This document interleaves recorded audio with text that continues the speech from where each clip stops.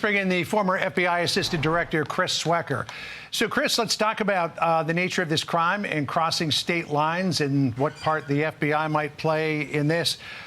Because he traveled from Atlanta, as we understand, to New York and then committed the crime in New York, allegedly, and then fled to Pennsylvania, where he's picked up by local police. NYPD is probably in the process now trying to get him extradited back to New York City. So how does all of the various levels of law enforcement and the judicial system play into what we're going to see happening in the days ahead? Yeah, John, this was actually a master class in modern criminology. I mean, you had all this modern technology with video cameras, all kinds of different forensics, DNA, fingerprints. You had the media getting involved, all this, all the different elements eventually funneled down to one alert citizen firing on all the media, photos that have been out in the media. So this one is going to be one there'll be many books written about. Yeah, and there was a question in that in the mayor's briefing just a moment ago to the police commissioner and others. Was this name already on your radar? Was this person already a person of interest to you? And they said no. So as much as we were told they were zeroing in on this person and they were obviously making his pictures and information available to the public, ultimately this came down to that McDonald's employee who had seen enough pictures who said, I'm calling 911. This is the guy.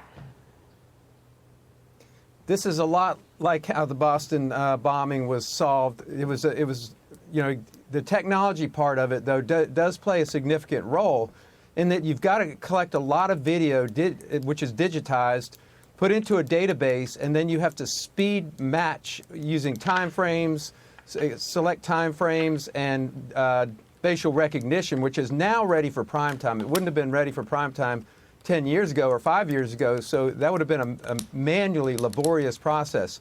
Not as much these days. Then eventually when you get some suspect video, some interesting video, or relevant video, then you have a human look at it. But a lot of this is I won't call it AI, but it's analytics, video analytics at its peak performance levels. I mean, when you consider, Chris, the number of photographs that are taken on the streets of Manhattan every day, and within hours of the crime being perpetrated, they were circulating photos of this person out there from the street. I mean, obviously, you would think that outside of the hotel is going to be the easiest video to get. But then they got video from the hostel. They got video from inside a cab. They got other video of him riding a bicycle down the street. I mean, I can remember a time when there weren't any CCTV cameras, or very few of them, in New York City. Now they're everywhere. And if you don't actually solve the crime by using the CCTV video and photographs, you can certainly enlist the help of the public and leverage the entire U.S. populace to be on the lookout for this guy, as apparently happened today.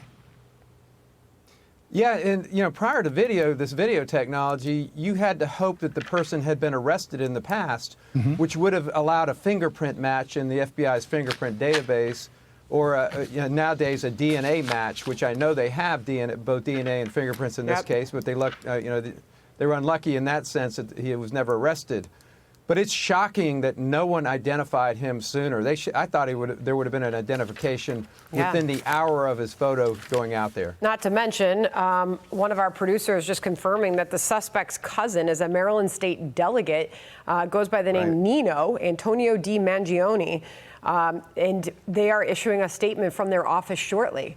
To think that they didn't see these pictures and know that this was a relative would be shocking. So we'll see what the statement says. Meanwhile, we're about to get back to our reporter on the point about the DNA because Alexis is confirming with her police sources that they did take DNA swab, as would be expected from the suspect that they have now got in custody. They're going to now take that, she's being told by the police, to the DNA in the saliva that was found on the drink at the Starbucks. And you've got to think, Chris, that that's going to pretty much seal the deal here. There are mountains of forensic evidence here that will make this a slam dunk trial when the time comes. What's interesting is John had mentioned the FBI. If his ideology matches up with what I think it does, which is sort of an anarchist ideology, against corporate America, if you will, this may actually fall into the category of domestic terrorism, because that type of anarchist philosophy driving a violent act, if it's not a motivation that's based on a personal experience, like he got a claim denied or something like that, and it's a broader ideology that's motivating him, then it's not a specific charge, but it's just interesting to note that it could fall under that rubric of domestic terrorism. All right. Yeah, I mean, and John, sorry, I mean, you're just kind of baffled, and I'm sure our viewers are too, to think that this was somebody who was educated in the United States, grew up in Maryland, obviously to the point, I think it was Judge Early or maybe it was Cardinale. He had roommates, friends, I mean, former colleagues. It's incredible to think the pictures we have, obviously this one, he's masked. We have pictures where he is not wearing his mask, that no one else flagged who this was. Chris, thank you very much for jumping on the breaking news with us. Thank you. Hey, Sean Hannity here. Hey, click here to subscribe to Fox News YouTube page and catch our hottest interviews and most compelling analysis. You will not get it anywhere else.